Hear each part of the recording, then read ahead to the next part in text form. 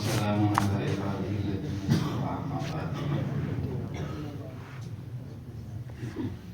میرے بھائیو، دوستو، بزرگو، علماء کا کام ہے دینی جو بھی کام ہو رہا ہے اس کام کی حیثیت قرآن اور حدیث میں کیا ہے، کہیں آگے تو نہیں بڑھ رہا، اس کو دیکھنا۔ تو یہ تبلیغ کا جو کام ہے نا، حضرت مولانا الیاس صاحب رحمۃ اللہ علیہ سے اللہ تعالیٰ نے اس کو شروع کروایا۔ اس دور میں یہ طریقہ کار جو تبلیغ کا ہمارے سامنے ہے، تو شروع کرنے سے پہلے مولانا الیاس صاحب رحمۃ اللہ علیہ نے اس کام کے بارے میں اس وقت میں جو اکابر علماء تھے، ان اکابر علماء کے پاس جا کر اس کام کو پیش کیا۔ میں بہت ادب سے گزارش کروں گا، موبائل بند کر لیجئے، یہ بیچ بات میں ہلو ہلا اچھا نہیں لگتا ہے، آدمی کا ذہن منتشر ہو جاتا ہے۔ ہم ابھی بنگلہ دیش میں تھے تو رائے سے بزرگ آئے ہوئے تھے، انہوں نے کہا ہمارے ہاں قطعاً اجازت نہیں ہوتی ہے، بہت بات چل رہی ہے، بیچ میں آپ کا ہلو آ گیا، وہ ڈیلیٹ کا وہ نشان ہے جو بات آپ کی ختم ہو گئی، اس لیے موبائل کو آف کر لیجئے، یہ زیادہ بہتر رہے۔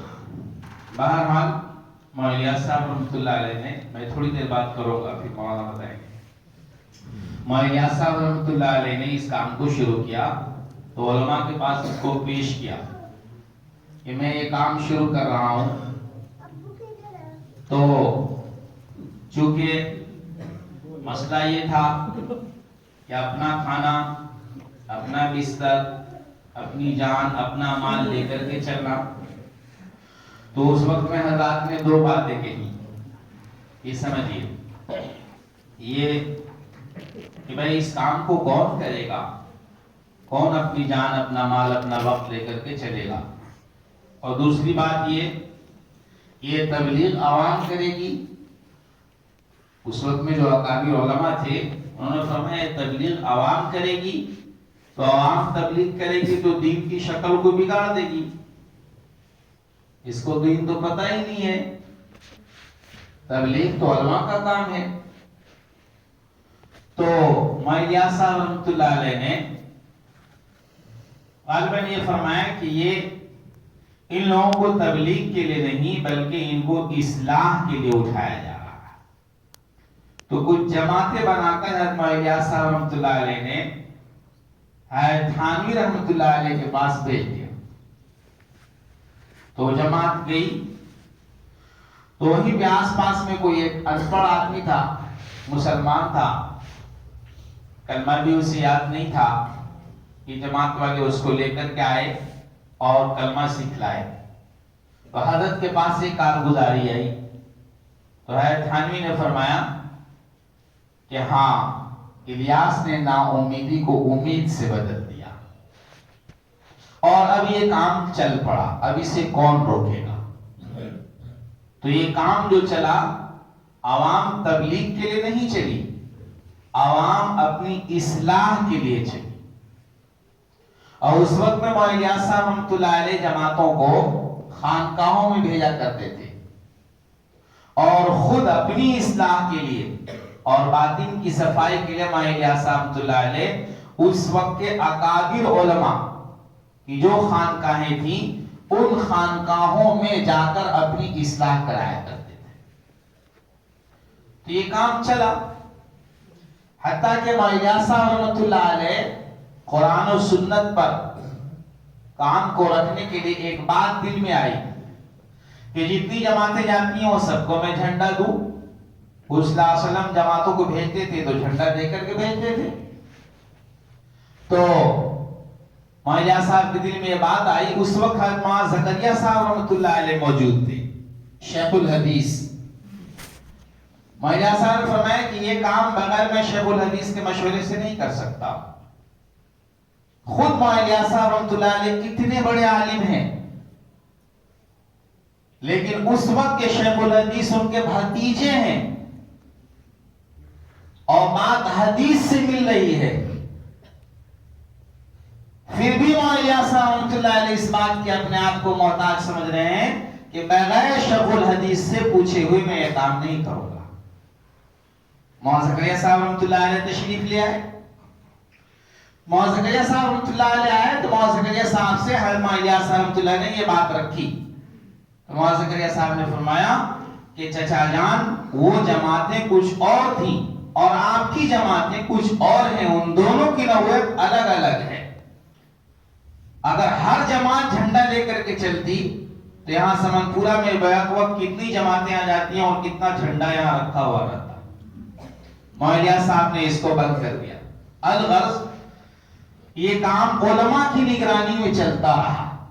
مولانا صاحب اللہ علیہ کا انتقال ہوا، مولانا صاحب اللہ علیہ کو ذمہ داری دی گئی. مولانا یوسف صاحب اللہ علیہ کا انتقال ہوا تو مولانا ابو الحسن صاحب رحمۃ اللہ علیہ کو ذمہ داری دی گئی. اب یہاں سے ہم تھوڑی سی توجہ آپ سے چاہیں گے، مختصر بات کریں گے، اس کو اچھی طرح سے سمجھ لیجیے. اللہ مجھے بھی سمجھا، اللہ آپ کو بھی سمجھا دے. مسئلہ بہت اہم ہے. ابھی مفتی عبد الرحمان صاحب، میں اندر میں بیٹھا تھا، مفتی عبد الرحمان صاحب ایک بات کہہ کے گئے جو بہت پتے کی بات ہے، لکھنے کی بات ہے. کسی کے کام سے عملہ کتنا کیوں نہ بن رہا ہو، لیکن اگر اس کے عقائد درست نہیں ہے تو یہ عملہ کہاں جائے گا وہ سب کو معلوم ہے. مفتی صاحب نے فرمایا یہ نہ دیکھو کہ عملہ بن رہا ہے، یہ دیکھو کہ عملہ کے بننے کی بنیاد کیا ہو رہی ہے. بہرحال تو 3 باتیں میں آپ کے سامنے مختصر میں رکھوں گا. نمبر 1، امارت اور شورا. ایک دم صاف سنیے. مفتی فیض الحق صاحب تو بغیر نام کے باتیں کیے جا رہے تھے، کچھ سمجھ میں آ رہا تھا، کچھ سمجھ میں نہیں آ رہا تھا، کہاں جا رہا ہے، ایک دم حرف بحرف اس کو سمجھیے، لیکن بڑی قیمتی باتیں کی.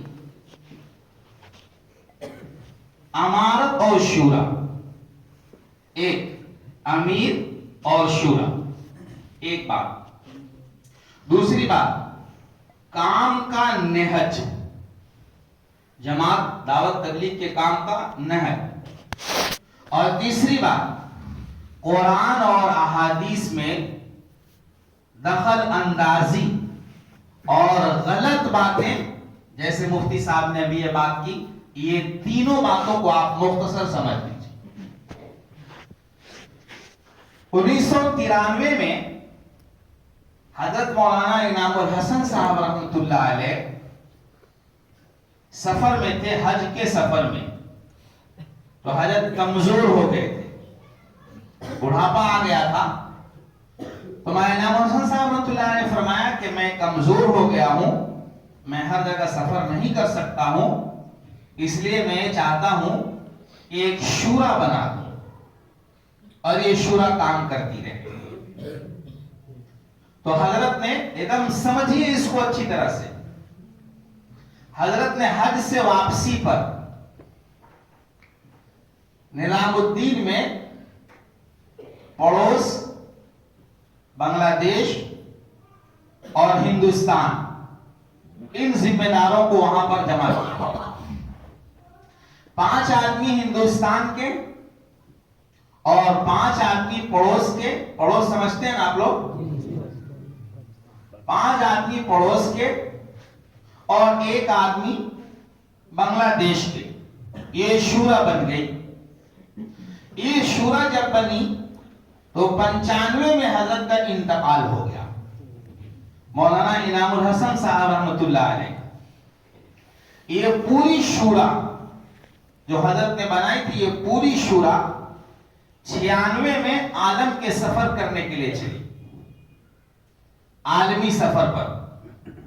تو جب یہ شورا عالمی سفر پہ چلی اور عالمی سفر کے بعد جب یہ حضرات واپس ہوئے تو تقریباً 2000 کے آس پاس میں 5 لوگوں کا ان میں سے انتقال ہو گیا اور 5 لوگ رہ گئے اس شورا میں، کچھ ہمارے ہندوستان کے اور کچھ پڑوس کے اور بنگلہ دیش کے احباب اس میں باقی رہے۔ تو پہلے ہی سے یہ بات چلتی رہی کہ بھئی یہ شورا ہے، اس شورا کی تکمیل کر لی جائے۔ حضرت کے انتقال ہو گیا۔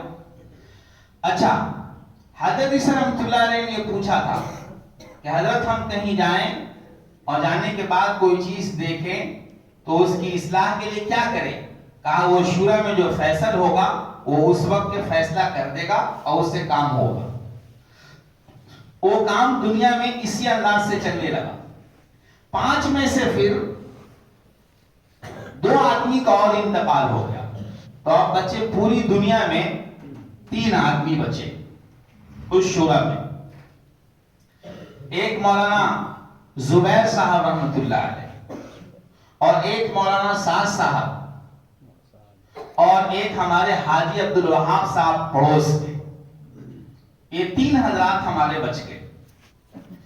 تو پہلے مصافحہ جو ہوتا تھا اور دعا ہوتی تھی، صرف مولانا زبیر صاحب رحمۃ اللہ علیہ کی دعا ہوتی تھی، اور مصافحہ صرف مولانا زبیر صاحب رحمۃ اللہ علیہ کا ہوتا تھا۔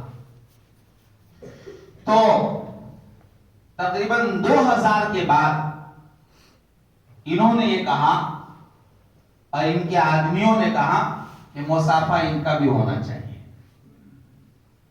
میں سال لگا رہا تھا، اس سے پہلے نظام الدین آتا تھا تو ایک ہی مصافحہ ہوتا تھا۔ اس کے بعد جب میں آیا تو دیکھا کہ 2 کرسی لگنے لگی، میں کچھ اس پہ تحقیق نہیں کیا زیادہ۔ اب پتا چلا کہ ان کی طرف سے یہ تھا کہ نہیں، مصافحہ میں بھی کروں گا۔ تو لوگوں نے کہا چلو 2 آدمی ہیں یہاں، یہ دونوں مصافحہ کریں، لیکن لوگوں کی یہ بات نہیں پتا تھی کہ یہ اتنا بڑا بلنڈر ہوگا اور تبلیغ کا اتنا بڑا نقصان ہوگا۔ بہرحال اس کے بعد کچھ باتیں شروع ہونے لگی اور عالم میں 2 طرح کی باتیں چلنے لگی۔ نظام الدین سے کچھ اور بات چلتی تھی اور رائے سے کچھ اور بات چلتی تھی۔ رائے یہ کہتا تھا حضرت رحمۃ اللہ علیہ کے زمانے میں کہ ہندوستان والوں تمہارے پاس حضرت جی موجود ہیں اور میرے پاس حضرت جی کی بات موجود ہے، میں حضرت جی کی بات کو اپنے یہاں حضرت جی کی طرح ہی سمجھتا ہوں۔ یہ بات وہاں ریونڈ والوں کی۔ تو جو بات مولانا الیاس صاحب نے، مولانا یوسف صاحب نے، مولانا انعام الحسن صاحب نے چلائی تھی، وہی باتیں رائے والے چلا رہے تھے، لیکن یہاں سے باتیں دوسری چلنے لگی۔ تو اب یہ 3 آدمی جو تھے شورا میں، تو ہوا مولانا زبیر صاحب رحمۃ اللہ علیہ سے کہا گیا کہ شورا کی تکمیل فرما دیجیے، ممالک سے آدمی کو جمع کر کے شورا بنا دیجیے۔ تو مولانا زبیر صاحب نے اس بات کو مولانا سعد صاحب کے پاس رکھا۔ تو مولانا سعد صاحب نے فرمایا کہ اس کی کوئی ضرورت نہیں ہے، کسی نئے آدمی کو داخل کرنے کی اس میں کوئی ضرورت نہیں ہے، ابھی ہم 3 آدمی ہیں، اس سے کام چلنے دیجیے۔ مولانا زبیر صاحب رحمۃ اللہ علیہ خاموش ہو گئے۔ شورا بننے کی تجویز پہلے ہی آ گئی تھی کہ اس میں اور لوگوں کو داخل کیا جائے۔ اتنے مولانا زبیر صاحب رحمۃ اللہ علیہ کا انتقال ہو گیا۔ مولانا زبیر صاحب رحمۃ اللہ علیہ کے انتقال کے بعد اب پوری شورا جو حضرت رحمۃ اللہ علیہ نے بنائی تھی اس میں 2 آدمی بچ گئے۔ ایک رائے میں پڑوس میں بھائی عبد الوہاب صاحب، اور ایک ہندوستان میں مولانا سعد صاحب۔ بھائی عبد الوہاب صاحب بھی ضعیف ہو گئے، یہاں اکیلے یہ بچ گئے اور کام میں گڑبڑیاں شروع ہوئی۔ یہ میں بتا رہا ہوں شورا اور امیر۔ تو یہ سب لوگ 2015 میں رائے میں جب جمع ہوئے تو رائے میں یہ بات طے ہو گئی، اب پوری دنیا کے لوگ وہاں آ گئے اور آ کر کے سب لوگوں نے اس بات کو قبول کیا اور مشورے سے بات طے ہو گئی کہ یہ 2 ہی آدمی شورا میں نہیں رہیں گے، بلکہ شورا کی توسیع کی جائے، اس میں افراد کو بڑھایا جائے اور تاکہ پورا کام شورا سے چلے۔ یہ بات ہو گئی تو سب سے 5 آدمی ہندوستان سے اور 5 آدمی پڑوس سے رائمنڈ سے اور ایک آدمی بنگلہ دیش سے نام لکھ کر کے سب کی شورا بن گئی. سب پوری دنیا کے لوگوں کے مشورہ سے وہاں 3 آدمی بنگلہ دیش کے تھے. ہاں اس میں 11 تھے, اس میں 13 تھے. 3 آدمی بنگلہ دیش کے تھے. یہ شورا جو بنی, یہ شورا بن کے سب نے اس پر دستخط کر دیا. ان کے پاس جب بات آئی کہ سب نے دستخط کر دیا ہے, اب آپ اس پر آپ دستخط کر دیں, تو انہوں نے اس کو کہا کہ رد فرما دیا کہ اس کی کوئی ضرورت نہیں. ساری دنیا ضرورت محسوس کر رہی ہے, انہوں نے کہا اس کی کوئی ضرورت نہیں ہے. حتیٰ کہ مولانا طارق جمیل صاحب ان کے کمرے میں گئے اور جا کر کے کہا کہ بھائی اس کو تسلیم کر لو, اور نہیں تو یہ کام ٹوٹ پھوٹ کر کے یوں رہ جائے گا, امت 2 حصے میں بٹ کر کے چلی جائے. تو جا کر کے حضرت نے, بعض نے کہا کہ حضرت نے اپنی پگڑی اتار کر مولوی صاحب کے پاس رکھ دیا, کہ اس کو پیر پہ قدموں میں رکھ دیا کہ بھائی صاحب اس کو تسلیم کر لو, ورنہ امت 2 حصوں میں ٹوٹ کر رہ جائے گی. لیکن اس کو بھی انہوں نے نہیں مانا. وہاں سے ہندوستان چلے آئے. جب ہندوستان آئے تو لوگ ان کے کمرے میں گئے اور کہا کہ آپ شورا تسلیم کریں. میں مختصر باتیں بتا رہا ہوں. شورا تسلیم کریں اور آپ شورا کو مانیں, آپ بھی اس کا ایک فرد ہوں گے اور سب لوگ ہیں. انہوں نے کہا میں شورا اور کوئی نہیں مانتا, میں تمہارا امیر ہوں, اگر نہیں مانتے ہو تو جہنم میں جاؤ. یہ بات, اگر نہیں مانتے ہو تو جہنم میں جاؤ. اب انہوں نے وہاں امارت کا دعویٰ کر دیا. اس طرح سے یہ خود ساختہ امیر سامنے آئے. یہ بات آپ کو سمجھ میں آ گئی ہوگی. امیر کو شورا بناتی ہے اور شورا کے لوگ اس کو طے کرتے ہیں, نہ کہ کوئی آدمی خود سے اعلان کر دیتا ہے. یہ تو بات ہوئی امیر اور شورا. تو آپ کے پاس سوال یہ ہوگا کہ کسی بھی بات پر کہ امیر کی اطاعت, امیر کی اطاعت, امیر کی اطاعت, امیر اس امیر کی اطاعت کی جاتی ہے جس کو امیر بنایا جائے, نہ کہ اس امیر کی اطاعت کی جاتی ہے جو خود سے کھڑے ہو کر اپنی طاقت کی بنیاد پہ کہہ دے کہ میں تمہارا امیر ہوں. آپ سب پڑھے لکھے لوگ ہیں, اس لیے بات بہت اچھی طرح ذہن میں رکھیے. دوسرا مسئلہ کام کے نہج کا آیا کہ کام کا نہج کیا کیا بگڑا. کام کا نہج سب سے پہلے تو منتخب احادیث انہوں نے کتاب اس میں شامل کیا, جو بغیر مشورے سے ہمیں اور کسی کو بھی اس کتاب پر کوئی اشکال نہیں, لیکن مشورے سے نہیں رکھا گیا ہے. ان تینوں بزرگوں کے نزدیک معمول میں وہ کتاب نہیں تھی, اور مولانا یوسف صاحب رحمۃ اللہ علیہ کی لکھی ہوئی بات ہے, جس کو مولانا شفیق صاحب بار بار کہتے ہیں تبلیغ میں, جماعت میں صرف انہی 2 کتابوں کی تعلیم ہوگی. انہوں نے بغیر کسی مشورے کے اس کو شامل کیا, منتخب احادیث کو. امت کو کیا معلوم اور لوگوں کو اس کے بارے میں کیا پتا. ایک تو انہوں نے ایک کتاب شروع کر دی. دوسرا نہج میں کیا گڑبڑی ہوئی دیکھیے. دعوت, تعلیم, استقبال. میں بہت مختصر بات کروں گا. یہ 3 باتیں, دعوت, تعلیم, استقبال. مسجد میں لوگ رہیں گے اور جا کر کے باہر سے لوگوں کو بلائیں گے اور یہاں لا کر کے بات کریں گے, اور یہی کام کا سنت طریقہ ہے. یہ سنت بتایا جا رہا ہے, یہ کام کا سنت طریقہ ہے. حالانکہ کام کا طریقہ یہ تھا, نہج یہ تھا کہ لوگ اپنے لوگوں کے گھروں پر جاتے. میاں جی محراب صاحب نے بتایا, لوگوں کے گھروں پہ جاؤ, مردوں کو سامنے بیٹھاؤ, عورتوں کو پیچھے بیٹھاؤ, پردے میں بیٹھاؤ, اور ان کے سامنے اللہ کے اور اس کے رسول کی بات کرو. یہاں سے وہ ختم ہو گیا, لوگوں کے گھروں پہ جانا اور جا کر کے بات کرنا ختم ہوا. تو میں ابھی کی بات آپ کو بتا رہا ہوں, اتنا بڑا نقصان اس کا ہوا, اتنا بڑا نقصان ہوا. ایک تو لوگوں کے گھر پہ اللہ اس کے رسول کی بات پہنچنی بند ہو گئی, اور صدیاں گزر گئی جہاں آج تک کوئی آدمی نہیں پہنچا. ہم ایک اپارٹمنٹ میں ملاقات کرنے کے لیے گئے تو ہم نے گھر گھر کی ملاقات شروع کی ایک اپارٹمنٹ میں ملاقات کرنے کے لیے ہم گئے، عصر کی نماز کے بعد لوگوں سے ہم ملے، بہت ساری باتیں بھی آئیں. ہم بیٹھ کر کے ان سے پوچھا یہاں کوئی ملاقات کے لیے آئے، آپ کتنے دن سے یہاں رہتے ہیں؟ کہا میں 8.5 سال سے یہاں رہ رہا ہوں. آپ کتنے دن سے رہتے ہیں؟ 6 سال سے رہ رہا ہوں. یہاں کبھی کوئی ملاقات کے لیے آیا؟ کہا اب تک تو آج تک کوئی اللہ کی دعوت لے کے نہیں آیا، آپ پہلی بار آ رہے ہیں. یہ نقصان ہوا. دوسرا، اور طلبا کا جوڑ کیا جاتا تھا جس سے ہمیں نئے نئے لوگ ملتے تھے اور نیا خون ملتا تھا. وہاں سعید صاحب پانپوئی رحمۃ اللہ علیہ، اللہ تعالیٰ ان کی قبر کو نور سے منور فرماوے، انہوں نے اپنے زمانے میں کہا تھا اور درس میں حضرت نے فرمایا تھا کہ تبلیغ والے اب بدل گئے، یہ وہ تبلیغ والے نہیں ہیں جو تبلیغ والے پہلے تھے. حضرت کہہ رہے تھے تبلیغ والے پہلے چائے خانوں میں جاتے تھے، شراب خانوں میں جاتے تھے، جوئے کے اڈے پہ جاتے تھے، ٹھیلے والوں کے پاس جاتے تھے. انہوں نے اپنا کام بدل دیا ہے اور اب اس کام کو چھوڑ کر کسی اور کام میں لگ گئے. اسی وقت میں مولانا سید احمد پانپوئی رحمۃ اللہ نے فرمایا تھا اپنے بیان میں اور اپنے درس میں اس کو کہا تھا کہ تبلیغ بدلتی چلی جا رہی.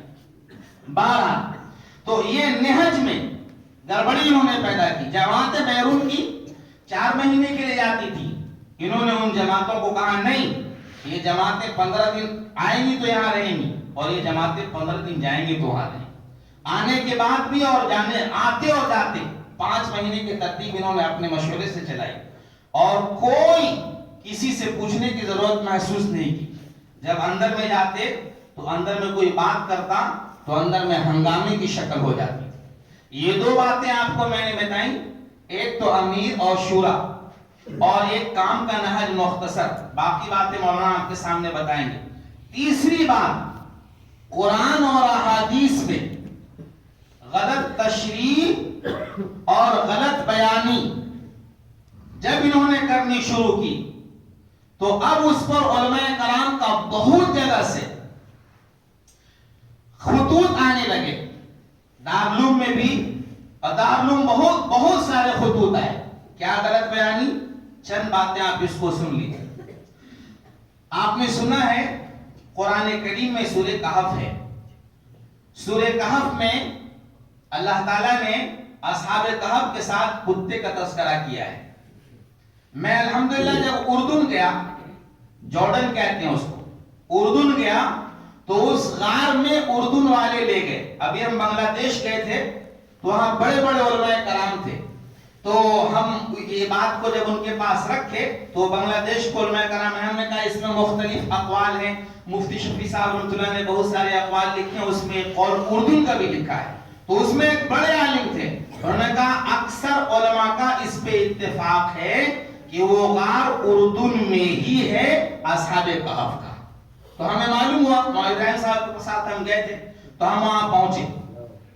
جب گئے تو 3 قبریں ادھر ہیں اور 3 قبریں ادھر ہیں اور ایک سامنے میں ہے. 7 کی عدد بتائی جاتی ہے اور اسی میں ایک شیشے میں کچھ یہ آپ کے کچھ لکڑیاں رکھی ہوئی تھی اور اس میں گول سا رکھا ہوا تھا، کھوپڑی. تو جو لے جانے والا آدمی تھا، عربی تھا، ہر کو اس میں جانے کی اجازت بھی نہیں ہوتی. ہم لوگ ہندوستان سے گئے تھے اس لیے کھول کر کے لوگوں نے دکھا دیا. تو ہم جب اندر پہنچے تو ہم نے جان بوجھ کر سے اس سے پوچھا کہ یہ شیر کی کھوپڑی ہے. تو اس نے ہم کو کہا قرآن نہیں پڑھتے ہو کیا؟ جی پڑھتے ہیں. تو قرآن میں کتے کی کتا لکھا ہوا ہے، اسی کتے کی کھوپڑی ہے، لیکن انہوں نے اس کی تفسیر بالکل اعلان یہ تفسیر کی اور یہ کہا کہ وہ کتا نہیں تھا، شیر تھا. یہ تحریف ہے نہیں قرآن میں. ایسے ہی نہیں دارالعلوم نے فتویٰ دیا ہے اور ایسے ہم لوگ نہیں چلا رہے ہیں کہ امت کو بچائیے، امت کو بچائیے. یہ بہت چھوٹی سی بات نہیں ہے، یہ بہت نظر انداز کرنے والی بات نہیں ہے. 2 باتیں اس میں ہوئی، ایک تو کتا نہیں تھا اس کا انکار ہوا اور دوسرا شیر تھا. کسی نے اگر اس کی نظر کہیں تفسیر لکھی ہے تو وہ تفسیر قابل قبول نہیں ہے. جماعت میں اس وقت اس تفسیر کو بیان کرنے کا کیا مقصد ہے؟ جو ایسی باتیں لوگوں کے سامنے بیان کی جائے.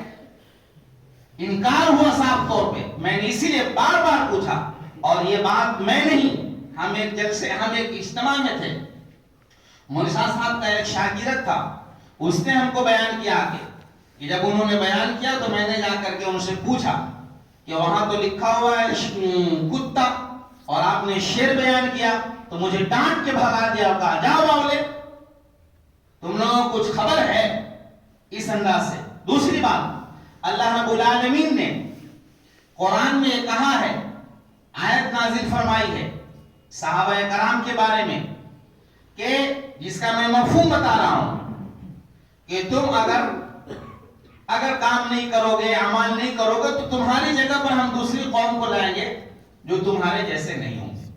یہ ترجمہ ہے.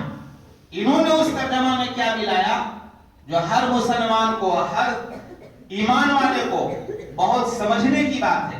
انہوں نے اپنے اس ترجمے میں یہ ملایا, اللہ تعالیٰ نے صحابہ کرام کو خطاب کر کے کہا کہ تم اگر کام نہیں کرو گے تو تمہاری جگہ پر ہم دوسرے لوگ کو لائیں گے جو تمہارے جیسے نکمے نہیں ہوں گے. سنتے رہیے, برداشت کیجئے, اس کو صبر کیجئے, انتشار ہو جائے گا نا. لوگوں کو بتائیے گا تو انتشار ہو جائے گا, لوگوں کو بتائیں گے تو اس میں انتشار کا سبب بنے گا. ہماری ذمہ دارالعلوم نے کہا ہے کہ لوگوں کو بتا دینا اور لوگوں کو متنبہ کرنا میں اپنا دینی فریضہ سمجھتا ہوں. دارالعلوم نے اس کو شائع کر دیا پوری طور پر, پوری دنیا دیکھ. تو الغرض اسی طرح سے جیسے مفتی صاحب نے کہا نا, تو مفتی صاحب نے تو بہت دبا کر کے کہا. انہوں نے جو بات کہی تھی, حضور اکرم صلی اللہ علیہ وسلم اپنے ایک بیوی کے نکاح میں معمول سے ہٹے تو اللہ تعالیٰ کی گرفت میں آ گئے, اللہ کی پکڑ میں آ گئے. یہ ان کے الفاظ ہیں. اسی طرح سے اور بہت سارے. تو اب کیا ہوا, ہمارے حضرات نے ان کو سمجھانے کی کوشش کی. کمرے میں جاتے تھے, میں بہت اندر پہنچ کر کے میں نے اس کی تحقیق کی اور پوچھا. کہاں کمرے میں جاتے تھے تو ہنگامہ ہوتا تھا, مار پیٹ کی نوبت آ جاتی تھی. تو خاموشی سے, کسی طرح سے خاموشی سے اس کو روکو, سمجھ جائے گا. ان سب باتوں کو ماننے کے لیے تیار نہیں ہوتے تھے. تو لوگوں نے پھر دارالعلوم دیوبند سے فتویٰ لیا کہ ان سب باتوں پہ دارالعلوم دیوبند ہمارا بر صغیر کا ترجمان ہے, جو ہماری ترجمانی کر رہا ہے. کسی مسئلے پر دارالعلوم کا کھڑا ہونا اور آواز لگانا یہ میری ذمہ داری ہے کہ ہم دارالعلوم کی آواز کے ساتھ اپنی آواز کو ملائیں تاکہ دارالعلوم مضبوط ہو. ہمارا اپنی آواز کو ان کی آواز سے نہ ملانا ان کو کمزور کرنے کے مترادف ہوگا. اس لیے محبت اور پیار سے اسلوب آپ جو اختیار کر سکتے ہیں اس انداز سے. بہرحال تو اب اکابر کیوں گئے؟ لوگوں کا کہنا ہے کہ وہیں شہید ہو جاتے, مر جاتے, ختم ہو جاتے. کیوں گئے؟ سنیا, یہ قرآن اور حدیث کے خلاف باتیں کر رہے تھے اور لوگوں کو غلط باتیں کہہ رہے تھے. مجمع اتنا اکٹھا ہو گیا تھا کہ ہم ایک بار نظام الدین میں جب میرا آخری جانا ہوا تھا تو ہم نے دیکھا اتنا بڑا ہندوستان کے مشورے مجمع آیا ہوا ہے کہ نیچے اوپر سب بڑا ہے اور سب بیواتی. تو میں ان سے پوچھا کہ آپ لوگ یہاں کیوں آئے ہو اور یہ کیوں ایسا ہو رہا ہے؟ تو ان میواتیوں نے صاف یہ کہا, عجیب, اگر ہمارے سامنے احمد لاٹ اگر دکھ جائے تو ہم سب میواتی مل کر اس کو ذبح کر دیں گے, اس لیے کوئی اس کو امیر نہیں مانتا ہے. ابھی یہ حفاظت کا مسئلہ آیا کام کا, یعنی پوری پلاننگ بن چکی تھی اس طرح کی. ہم نے ایک صاحب سے کہا بھی یہی پٹنے کے ہیں کہ دیکھو یہ بیان جو دے رہے ہیں نا, یہ بیان کہیں اور جا رہا ہے. انہوں نے کہا کہ احمد لاٹ صاحب ابراہیم صاحب کو قتل کروا دیں گے کیا؟ میں نے کہا تم دیکھنا کہ آگے جا کر کے کیا ہوگا, اور وہی ہوا. بہرحال تو اب ہمارے اکابر چپ چاپ ہو کر یہ سنتے رہتے کہ حضور صلی اللہ علیہ وسلم کے ساتھ یہ ہوا، چپ. حضور اکرم صلی اللہ علیہ وسلم کے صحابہ کو ایسا کہا گیا، چپ. قرآن میں ایسا کہا گیا، چپ. اللہ کے بارے میں یہ کہا گیا، چپ. یا تو یہ خاموش رہ کر کل اپنی گردنیں اللہ تعالیٰ کے یہاں پکڑوا دیتے. دو راستہ تھا. ان کو سمجھایا جاتا، ان کو بتایا جاتا، اگر وہ مان لیتے تو وہاں قیام کرتے. دوسرا، اگر وہیں پر رہتے اور ان کی باتوں کو مانتے رہتے اور سنتے رہتے اور کچھ نہیں بولتے تو اللہ تعالیٰ کے یہاں جواب دینا پڑتا ہے، نہیں دینا پڑتا. اس لیے ہمارے اکابر نے اس کام کی تحفظ کے لیے کہا کہ اب یہاں رہنا. مولانا ابراہیم صاحب دامت برکاتہم نے خط لکھا اور اس میں ایک صحابی کے حوالے سے لکھ کر کے کہہ دیا کہ اب یہاں رہنے کی گنجائش نہیں ہے. میں اس روایت کی بنیاد پر میں یہاں سے نظام الدین چھوڑ کر کے جا رہا ہوں. الغرض وہاں سے حضرات نظام الدین چھوڑ کر کے آ کر پھر اپنا کام اس انداز سے کر رہے ہیں. ابھی ہم بنگلہ دیش میں گئے تھے. بنگلہ دیش کو علماء کرام کو ہم نے دیکھا کہ واقعی ہم نے ان سے کہا بھی کہ بنگلہ دیش والوں، دیوبند تو ہندوستان میں ہے لیکن دیوبندیت بنگلہ دیش میں نظر آ رہی ہے. 99% علماء کرام بنگلہ دیش کے سب دارالعلوم دیوبند کے موقف کے ساتھ ہیں. اب میں اپنا بتاؤں، جب یہ اختلاف ہوا تو اسی سال 2017 میں حج کے لیے گیا. کوئی اگر اس بات کے بارے میں اگر کوئی پوچھا ہو تو ان سے پوچھئے، آپ کس بڑے عالم سے پوچھیں، کون سی جگہ گئے جہاں آپ نے پوچھا. ہم بہت پریشان تھے اس مسئلے میں. ساتھی لوگ ہمارے جانتے ہیں نوری مسجد میں سب سے آخر والی کرسی ہماری ہی لگتی تھی اور ہم ہی بیان کرتے تھے. اور اس کے بعد پھر لوگ آنے کے 5 آدمی پیر دباتا تھا، 5 آدمی سر دباتا تھا اور کہتا تھا حضرت نوری مسجد چلیے. میں نے کہا جس کو لات مار دیا. ہم تمہاری نوری مسجد کرسی پر بیٹھنے کے لیے نہیں گئے تھے، ہم چٹائی پر بیٹھ کے اللہ اس کی رسول کی بات کر لیں گے، لیکن غلط بات کے ساتھ ہم ساتھ دینے کے لیے تیار نہیں ہیں. اکیلے رہیں گے. جب اختلاف ہوا تھا میں نے مولانا کو فون کیا تھا، مولانا میں نے سب کچھ چھوڑ دیا. مولانا کہا آپ جہاں بھی آ سکتے ہیں، سمن پورا کھلا ہوا ہے، ہم لوگ چاروں ہاتھ آپ کے لیے پھیلائے ہوئے ہیں، آپ گھبرائیں نہیں.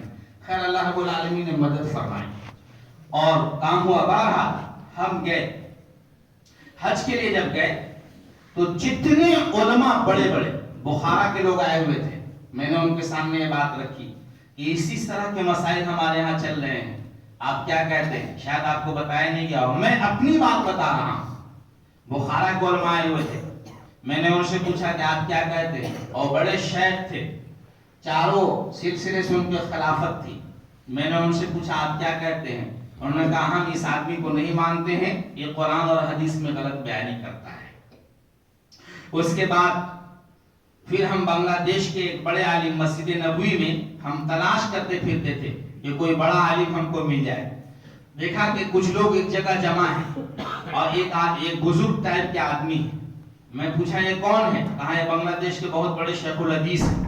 تو میں لوگوں کو ہٹاتے ہوئے کہ آج بے ادبی ہو تو ہو، میں بہت بے چین تھا اس مسئلے میں، بے ادبی ہو تو ہو، میں اس کو ہٹاتے ہوئے میں ان کے سامنے جا کر بیٹھ گیا. سارا مجمع ہم کو دیکھ رہا ہے کہ مسجد نبی میں کیا کر رہا ہے، شیخ کے سامنے کوئی جاتا نہیں.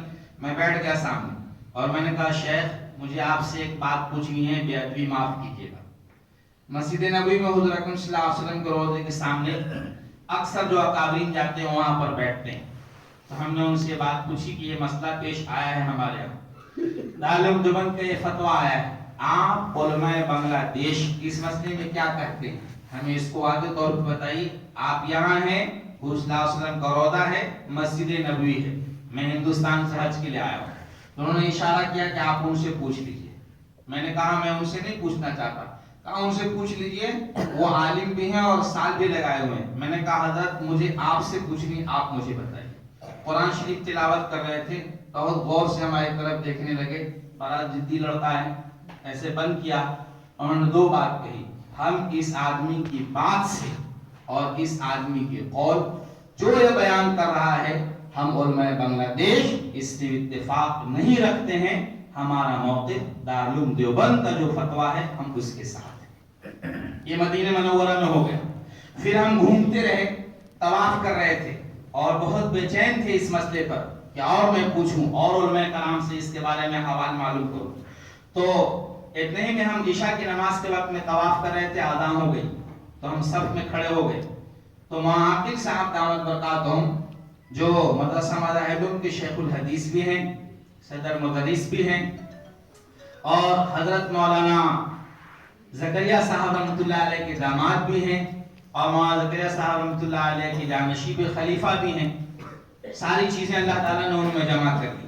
تو ان کا بیٹا ہمارا جونیئر تھا 1 سال، تو دیکھا سلام کلام ہاتھ پکڑ لیا، کہا ابا آئے ہوئے ہیں، ابا آئے ہوئے ہیں تو ملاقات کر لو۔ میں کھوج ہی رہا تھا، مجھے پتا نہیں کہ حضرت آئے ہیں۔ الغرض نماز ختم ہوئی، میں نے اپنا طواف پورا کیا اور وہیں پہ جا کر کے مولانا کے پاس بیٹھ گیا۔ میں نے کہا حضرت میں آپ کا شاگرد ہوں، میرا نام عالمگیر ہے۔ تو حضرت پڑھنے کے زمانے میں حضرت کے گھر میں جایا کرتا تھا، آنا جانا ہوتا تھا۔ مولانا صاحب رحمۃ اللہ علیہ کی خانقاہ میں عصر کے بعد جو تعلیم ہوتی تھی وہ میں ہی تعلیم کرتا تھا، تو جان پہچان تھی تو میں آگے بڑھ گیا۔ پوچھا کیا کرتے ہو؟ کہا امامت کر رہا ہوں، مکتب بھی چلا رہا ہوں۔ لیکن حضرت ایک بات پوچھنے کے لیے جب میں وہاں پر پہنچا تب ہمیں یہ معلوم ہوا، جیسے مفتی فیض الحق صاحب کہہ رہے تھے نا، میں بہت دیر سے اندر بیٹھا ہوا تھا، ان کی بات شروع ہوئی اسی میں آ گیا تھا، میں سن رہا تھا ان کی بات۔ مفتی فیض الحق صاحب کہہ رہے تھے نا کہ ہمارے جو علماء کرام دیوبند کے ہیں، سہارنپور، ندوا، دیوبند سب دیوبند ہی مسلک ہے، دیوبند کے ہیں، ان کا کیا مقام عربوں میں ہے، جا کر کے وہاں دیکھو۔ تو واقعی میں نے وہاں دیکھا کہ وہاں عاقل صاحب دامت برکاتہم کے پاس عربوں کا ایک مجمع لگا ہوا تھا، اور وہ عرب حدیث سنا رہا تھا اور اپنی سند مضبوط کر رہا تھا۔ تو میں نے پوچھا کہ تم تو عربی ہو، تمہیں کیا اس کی ضرورت ہے؟ کہا میں اپنی سند کو زکریا کے ذریعے سے مضبوط کرنا چاہتا ہوں، اس لیے انہوں نے زکریا رحمۃ اللہ علیہ سے، شیخ الحدیث مولانا زکریا رحمۃ اللہ علیہ سے انہوں نے حدیث پڑھی ہے، میں اپنی سند میں زکریا کو جوڑ کر اپنی سند مضبوط کرنا چاہتا ہوں۔ پھر انہوں نے ایک بہت لمبی فہرست دکھلائی اور مولانا عاقل صاحب سے یہ کہا کہ حضرت یہ سب لوگ آپ کے پاس آنا چاہتے تھے لیکن وہ آ نہیں پائے۔ عرب تھا، عربی میں یہ بات کر رہا تھا، تھوڑی تھوڑی ہم بھی سمجھتے ہیں، یسنو جیسے عربی انگریزی میں۔ تو انہوں نے کہا کہ سب پہ حضرت مولانا عاقل صاحب نے دستخط کر دیا۔ پھر میں آگے بڑھا، میں نے اپنی بات رکھی، انہوں نے پورے حالات احوال پوچھنے کے بعد مولانا عاقل صاحب نے، میں نے کہا حضرت میں تبلیغ بھی کرتا ہوں اور الحمدللہ اپنے ضلع میں اچھے انداز میں تبلیغ کرتا ہوں۔ اس وقت کا جو مسئلہ تبلیغ کا آ گیا ہے، اس تبلیغ کے مسئلے پر آپ کیا فرماتے ہیں؟ آپ میرے استاد ہیں، مجھے بتائیے۔ میں بہت بے چین تھا، بہت پریشان تھا۔ مولانا عاقل صاحب نے صاف فرمایا، صاف، حضرت مولانا انعام الحسن صاحب رحمۃ اللہ علیہ یہ زمانے کے لوگ جو ان کے ساتھ کام کرتے تھے وہ کہاں ہیں؟ میں نے کہا حضرت وہ شورا کے ساتھ ہیں۔ حضرت نے فرمایا بس تو پھر شورا کے ساتھ، یہ مولانا عاقل صاحب کا جملہ ہے۔ پھر میں نے کہا حضرت سب لوگ ادھر چلے جا رہے ہیں اور میں بہت مختصر ہوں۔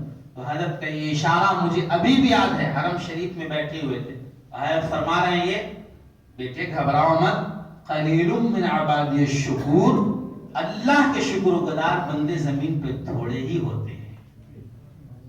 یہ حضرت کا جملہ تھا، یہ تھوڑے ہی ہوتے ہیں اور تم کو معلوم نہیں ہے۔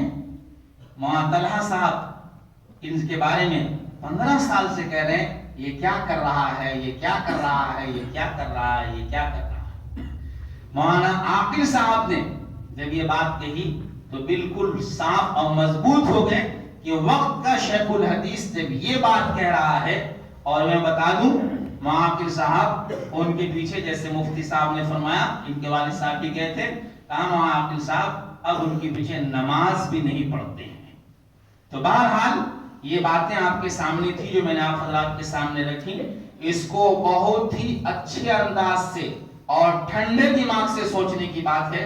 بس آخر میں آپ کو ایک بات کہوں، ایک دارالعلوم دیوبند کا سفیر آسنسول میں پہنچا، ایک مسجد میں اس نے اعلان کیا انتظام کرنے والا اللہ ہے اور سب کا رازق اللہ ہے، ہم نہیں کھلائیں گے گوشت بھات، दाल रोटी बच्चों को खिलाएंगे, लेकिन वो पढ़ाएंगे जो दारुल उलूम देवबंद पढ़ा रहा है।